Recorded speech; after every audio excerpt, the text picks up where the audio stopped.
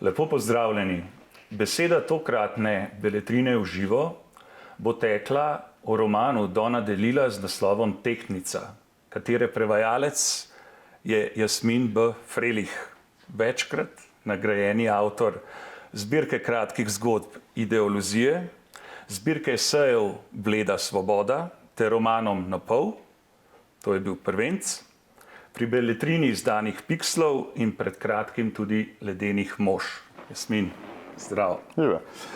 Za uvod sem se mislil v navezavi na odlomke iz Tehtnice, ki govorijo o naključju, in teh je precej, dotakniti tega, kako sem sam zvedel za DeLilla. Zadeva na nek način kar malo spominja na atentat iz romana. Več strelcev, predvsem pa me je ob tem navdajal tisti občutek, da je vse skupaj preveč pomenljivo, da bi šlo zgolj za naključje.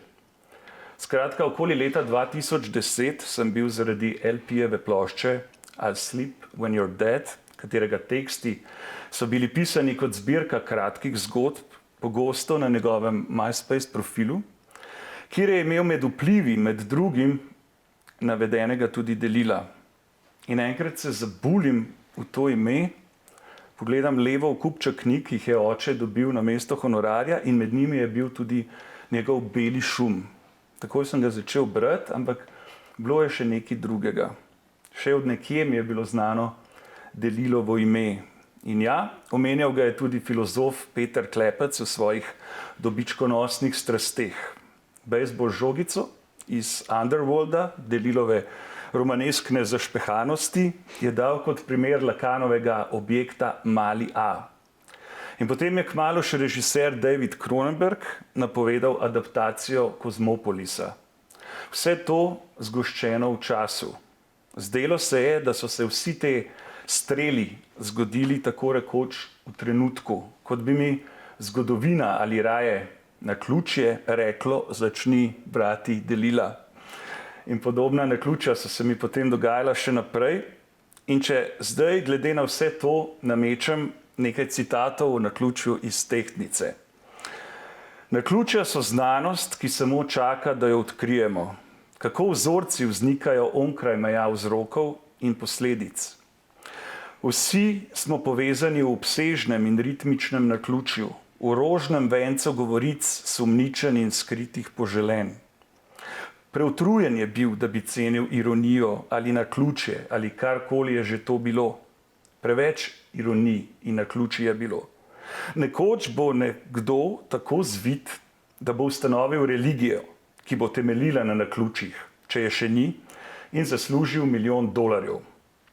Pustiti jih moraš z naključji, s skrivnostmi, ki lebdijo v zraku, tako postane zadeva resnična. Osupni jih. Ustvari naključja, ki bojo tako bizarna, da jim bojo morali verjeti. Kot da so imeli Ferry, Bannister, vsi skupaj nadzor nad novicami, kot da so vedeli vse. Seveda je šlo samo za naključje, da je Ferry nekaj omenil. Naslednji dan pa je bilo to že v časopisu. Ampak morda je bilo to celo bolj čudno od popolnega nadzora. Naključje, naključje, naključje. In nenazadnje, nikakršnega naključja ni. Ne vemo, kako bi temu rekli, zato pač rečemo naključje. To, da zgodi se, ker ti narediš, da se zgodi. Jasmin, koliko naključij, če seveda gre res za to, je v tvojem srečanjih z DeLillom? Kako ste se zbližali? Zdaj predvsem premišljujem, a misliš, da je naključje, da je Luka Dončić v Dallasu tako dober strelec njihove ekipe? Ne vem. Moja pot do Tehtnice, niti se ne spominjam dobro, kako se je znašla na mojem Kindlu, bral sem jo torej na e-bralniku. DeLillo je avtor, ki je predstavljen kot en teh velikih ameriških postmodernih avtorjev v liniji William Gaddis v 50-ih, Pynchon v 60-ih in 70-ih, DeLillo v 80-ih in nato David Foster Wallace. Davida Fosterja Wallacea sem takrat okoli leta 2010 ogromno bral. In najbrž po nekakšni te ozmozi ali po zanimanju za širšo zgodbo tega ameriškega romana sem prebral tudi Tehtnico leta 2013 in to v Amsterdamu. Sem bil na obisku pri punci, ki je tam študirala in se zelo dobro spominjam teh parih prizorov iz knjige v kontekstu mesta. Na to sem se odločil za prevod precej samoiniciativno. Hotel sem samo videti, kako avtor pravzaprav zgradi tako kompleksno delo. Hotel sem se podvrči temu zelo bližnjemu branju. In po vseh teh letih dobil tudi zanimanje založbe, ki mi je potem izdatno pomagala z urednikom, z jezikovnim pregledom, tako da je prevod, se mi zdi, vreden Delilovega imena na naslovnici. Se strinjam. Jaz sem zdaj prej spotoma že navrgel eno, če temu lahko tako rečem, velikonočno jajce, atentat, ampak nekaj morava na kratko povedati v samem romanu. Ne? Ja. Prepustim tebi. Ja, Tehtnica je zgodba o Leeju Harveyju Oswaldu, atentatorju ameriškega predsednika Johna Fitzgeralda Kennedyja. Ubil ga je leta 1963 v Dallasu, v Teksasu. In roman pripoveduje o življenju, usodi tega mladeniča, od njegovih otroških let do tega usodnega trenutka. Obenem pa pripoveduje neko meta zgodbo strani lika Nicolasa Brancha, ki je arhivist, ki ga CIA najame, da napiše zgodovino o tem atentatu. Se pravi, roman je zgrajen kot neka usodna vleka zgodovine nekega otroka v ta dogodek in razpršenost tega dogodka, kot se kaže nam, ki smo prišli za njim. Znotraj romana je tudi zelo jasno izpisana zgodovina odnosov med Kubo in Združenimi državami Amerike. Tu je neka zanimiva dvojnost v smislu, da atentat sam je fiktivno predstavljen kot zarota, kar ni uradna verzija te zgodovine, medtem ko odnosi Kennedy-Kuba, vsa ta zgodba z neuspelo invazijo na Prašičji zaliv, z kubansko raketno krizo, z odnosi med Washingtonom in Moskvo, pa je v romanu zapisana povsem v skladu z uradno zgodovino, ki pa tudi ni prav zelo, kako bi rekel, ne pokaže Amerike v zelo dobri luči, no, tudi ta epizoda njene zgodovine. Razmišljal sem, omenil si zgodovino večkrat, in Oswalda, ki v eni točki si želi postati ta mož zgodovine. Krasni citati so tudi, kar se same zgodovine tiče, ali se nanašajo konkretno na Oswalda ali ne. Zanimiv je sam lik Oswalda zaradi tega, zdaj, koliko je to razvlečeno iz dejanskih faktov. Pisal je zgodovinski dnevnik in tudi, kaj je bila še druga stvar. Skratka, je človek, ki si želi postati del zgodovine. In na eni točki si tudi reče, zdaj sem človek zgodovine. Potem imaš pa te citate o zgodovini naokrog razmetane. Zgodovina je vsota vseh stvari, ki nam jih ne povejo. Pomislil je, da je edini način, kako priti do konca svoje osamljenosti, ta osamljenost je pri Oswaldu v spredju ves čas, ta, da doseže točko, ko ne bo več ločen od resničnega boja, ki je potekal okrog njega. In tej točki pravimo zgodovina. Sam dogodek je v bistvu na eni točki skoraj bi rekel, izenačen z Jezusovim rojstvom. Kako gledaš ti na to, koliko je dejansko bil sam Oswald dejavnik, koliko je bil pa v tem, predvsem v tem govori roman, ne, nek listek, ki ga te vetrovi zgodovine tako po svoji volji pihajo. Ne. Lik svojega okolja. Meni je Oswald zanimiv lik ravno zaradi te vloge, ki jo ima tako v uradni zgodovini kot v fikciji. Fikcija je zelo pripravna stvar za šivanje vseh lukenj v uradnem spominu. Avtor je tu imel izjemno platno, na katerega je lahko naslikal to svoje delo.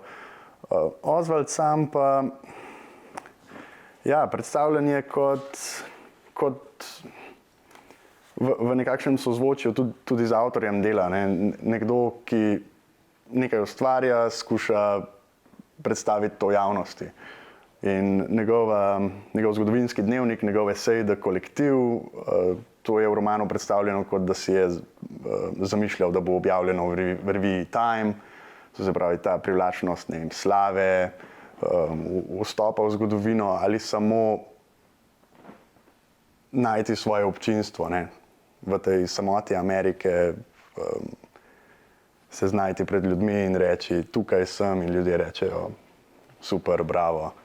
To je moja ena taka osnovna motivacija za tako tiste, ki na koncu postanejo atentatorji, kot za umetnike, ustvarjalce, kot tudi morda za te ljudi, ki delujejo v sencah in skušajo svojo ničnost pretvoriti v zgodovinske dejavnike. To tudi v intervjujih, ne, ki so išli v času po izidu romana, ne, ves čas Delilo upozarja na to paralelo. Ne, samotni pisatelj, ki piše scenarij ali pa zgodbo, ne, in na drugi strani atentator, samotni strelec, ki pravzaprav ravno tako ustvari zgodbo in jo potem izpelje. Ne. Čeprav tle se mi zdi, da je zanimiv, da po drugi strani nam zelo lepo opiše to, kako je pa Oswald vendarle, čeprav je bil sam nek načrtovalec, ne, kako je ratal lutka, marioneta zgodovinskih sil. Tako. Ja, ta zgodba je izjemno zanimiva samo po sebi. Prav dejansko so to podatki iz njegove biografije. On se rodi v New Orleansu, z mamo gresta v New York, začne brati marksistične avtorje, čeprav se spopada s težko disleksijo. Se vpiše med marince po vzoru svojega starejšega brata, po marincih prebegne v Sovjetsko zvezo, v Sovjetski zvezi se poroči, v Minsku se poroči z marino in 24-leten, 23-leten se vrne v Združene države Amerike, tako rekoč meni nič, tebi nič, z rusko ženo in se naseli v Teksasu. To je morda z današnje perspektive, ko so te prehodi meja in to vse bolj nadzorovani, se zdi malce sumljivo, tako rekoč. Meni se zdi težko verjetno, da agencije, ki so odgovorne za varnost države, ne bi vedele, da obstaja neki bivši marinec, ki ima morda neka znanja, ki bi jih nasprotna stran morda želela slišati, da je šel v Rusijo in se vrnil nazaj, tako rekoč brez kakšnih hudih zapletov. Mogoče v tej luči nismo omenila skupne točke, ne? Delila in Oswalda. Ne? V eni točki sta bila skupaj v Bronxu. Tako, v Bronxu. Ne? In meni se, to hočem pa napeljati na v bistvu sam prevod, kako si se ti spopadal z njim, vsaj moj odtis je in zaradi tega me kot fana hip-hopa, ki ima korenine v bistvu, ne? V Bronxu, mogoče tudi sam način pisanja Delila toliko pritegnil. Jaz mislim, da ima neki ta ritem ulice zraven pri samem stilu Delilovem. Velikrat mi proza meji na poezijo, no, zelo ritmična je. Ne. V mojih predstavah je to zelo zvezano z mestom New York samim. Ne. Pač ta hiter tempo, ulice, klici glasovi, neprestano živiš v jeziku, ko se sprehajaš po ulicah tega mesta, ker je toliko ljudi. vse mogoče narečja, vse mogoče narodnosti dodajo svoj barvo, odtis v govorico vsega mesta. In mislim, da tako hip-hop kot Delilo izhajata iz tega ritma. Prej si omenil enega od glavnih junakov, Nikolasa Brenča, ki je, kako bi rekel, popisovalec vsega, kar se drži tega atentata.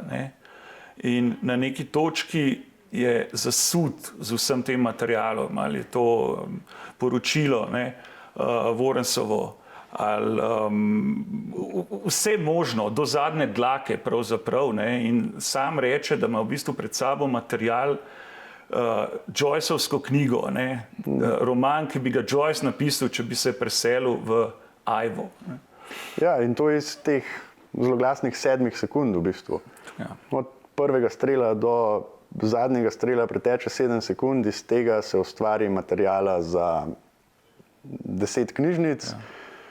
In nekdo mora vse to spet pretvoriti v neko zgodovino, v neko naracijo, pripoved, ki bo vsem nam razumljiva. In Nikolasu Brenču se pojavljajo vprašanja, ki se pojavljajo tudi avtorju knjige verjetno, v kolikšni meri ima tvoje avtorsko delo, ko ves ta raznoroden material spravljaš skupaj, končen vpliv na neko podobo nekega trenutka, nekega časa, ki se zgodi, ali ga poustvarjaš s tem, ko ga skušaš strniti.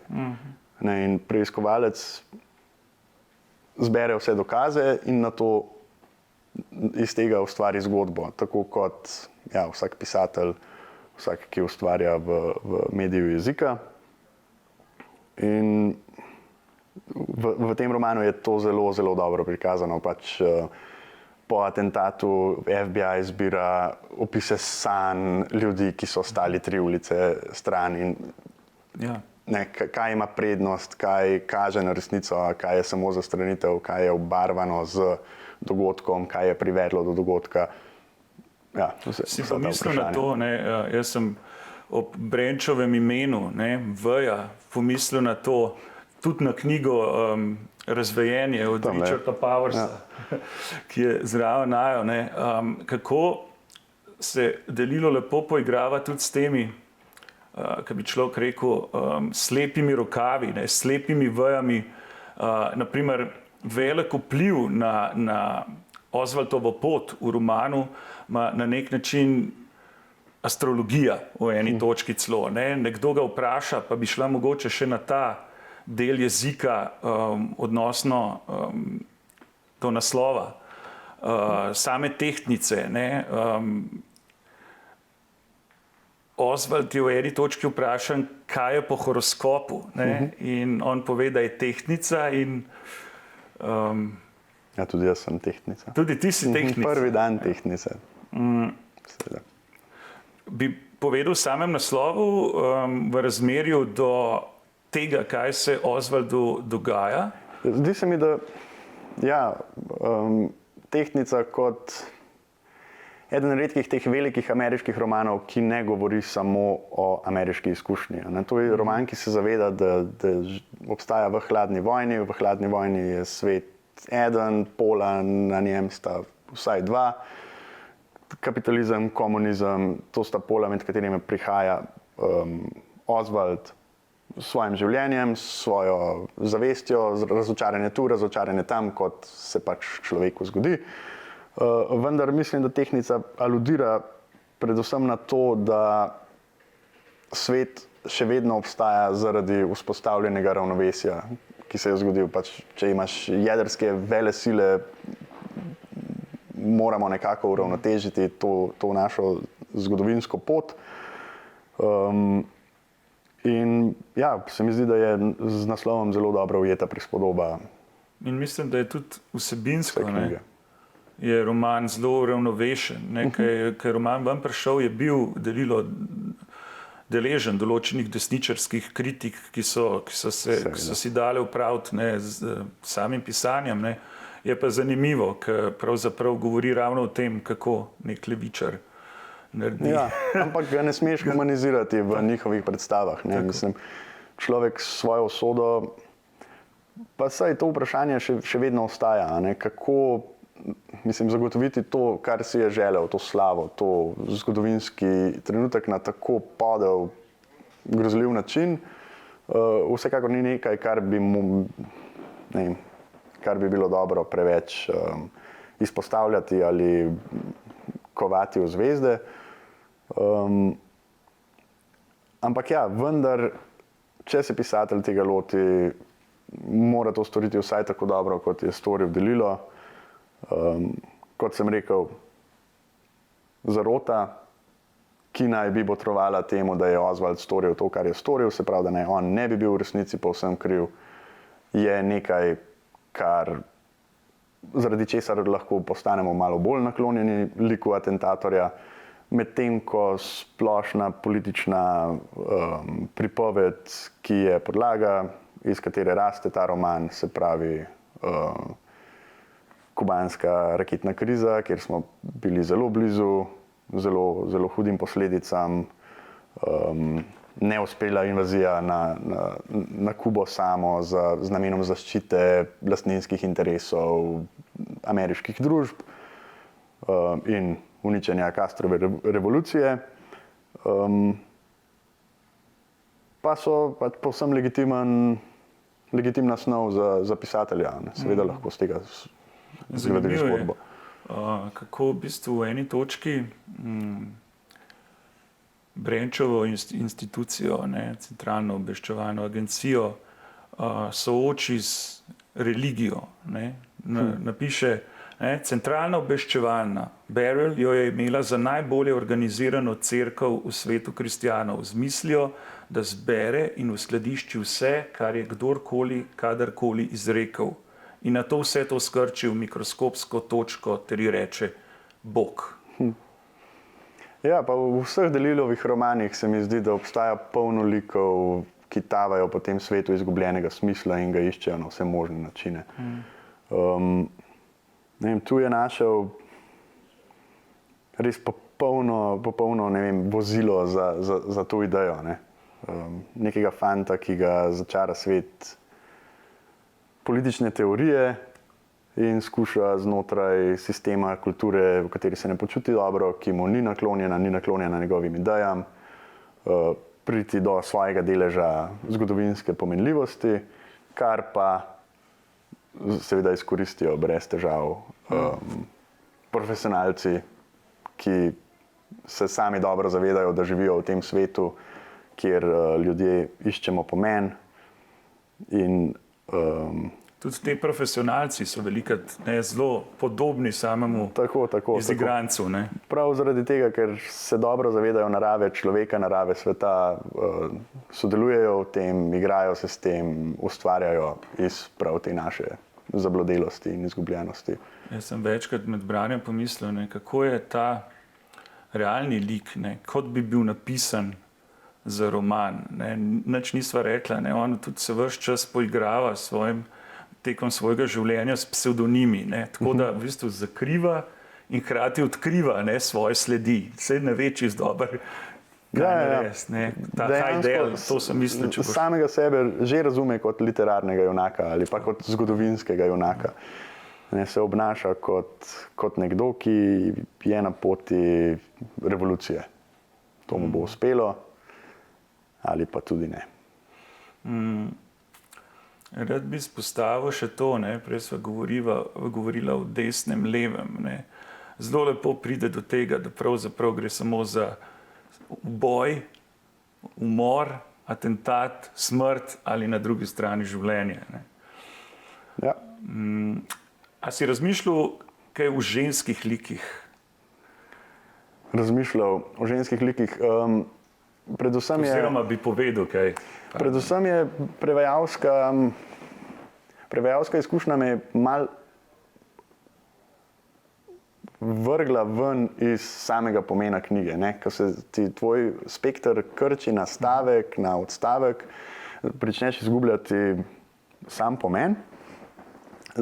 Ženski liki so genialna mati, Margaret Oswald, genialno zapisana, genialno predstavljena, z njo se roman skoraj da odpre, tudi zaključi. In pa Marina, Oswald, se pravi Oswaldova žena, ki jo iztrga iz njenega okolja v Minsku in jo pripelje v Teksas. Avtor sploh Marino uporabi za še eno perspektivo na Ameriko z stališča, ki ni ameriški. So pa vse nekako ranjene zaradi Oswaldovih ambicij, zaradi Oswaldovih norih želja in ne vem, na koncu jih pusti v nezavidljivih okoliščinah. No. Imaš od teh 5, ne, lahko bi, mislim, da jih je potem nek kritik označil za sistemski roman. Zdaj ne vem, a sistem ti lahko pomagaš kaj s kategorijami, ki jih podajo literarni kritiki? Ja, systems novel, ja. Razumem, to ne bi bili romani, ki bi z eno široko paleto postopkov nam predstavljali, kako deluje naš svet v različnih registrih nadzora in obvladanja materije življenja. Ampak tehtnica sama se mi zdi preveč informirana s samo zgodovino, ki je vendarle v času nastanka stara 25 let, da bi ne vem, lahko služila kot nekakšna predstavitev arhitekture sodobnosti. Ne, je vendarle zgodovinski roman. Sicer pa ja, ne vem. Zdaj roman, to ne bova nič pokvarila bralcem, ne, se konča z Oswaldovim pogrebom, ki je opisan skozi oči Oswaldove mame. Če bralce zanima, koliko je delilo feminista, pa mislim, da je najboljše, da kupijo knjigo. Hvala ti, Jasmin. Hvala. Beletrina. Uživaj.